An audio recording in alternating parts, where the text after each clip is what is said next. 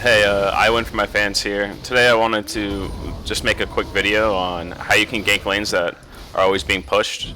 Right now we're just gonna see like my top laner eventually be ganked here by the headroom, and so I'm just gonna pause for 1 second here. So the reason why I'm showing the top lane is because the key concept that I'm trying to show here is how you could set up ganks for yourself when your lanes are being pushed based off of wave management control.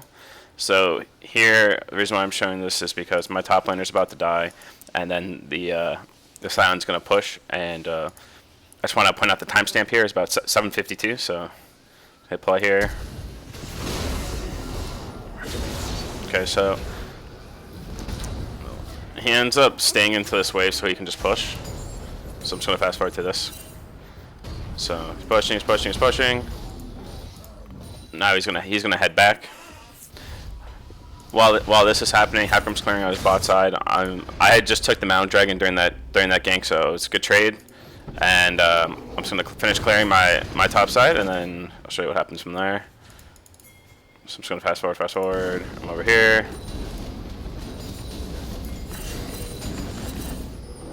and then I go into his jungle.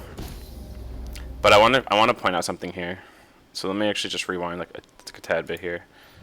This should be about good. So I see that as I'm clearing, I see that my Jace is pushing top. So he ends up pushing a really fat wave into turret, and based off like where the enemy wave is as well, and the fact that Sion gets back here, I know that like when Sion clears the wave, depending on how fast he clears the wave, that the lane will be not reset because it's not going to go to the middle of the turret, or not middle of the lane, but what happens is whenever you press a wave into turret, and since this was a cannon wave, the different rules apply. But when you put a full wave into turret, like most of the time, the lane ends up resetting back into somewhere in the middle.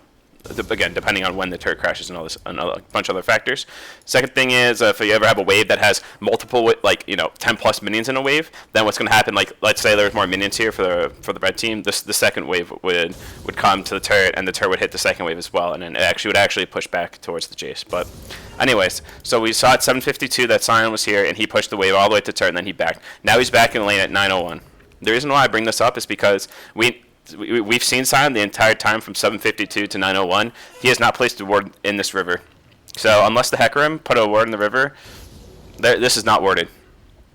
So I was actually really fortunate to avoid this ward and avoid the Scuttle Crab in this ward when I pathed. So anyway, so I'm gonna play this.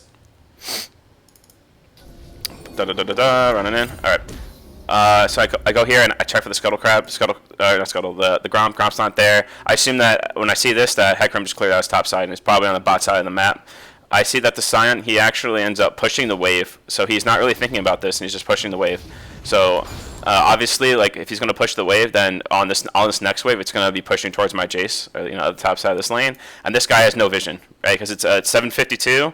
We knew that this guy, hasn't put a ward since 7:52. It's already 9:18, so it's like unless he had put a ward within the 20 or 30 seconds before that whole play broke out in top lane, this is not warded. So it's just such a high chance, and then obviously with this pink, we know for certain it's not warded.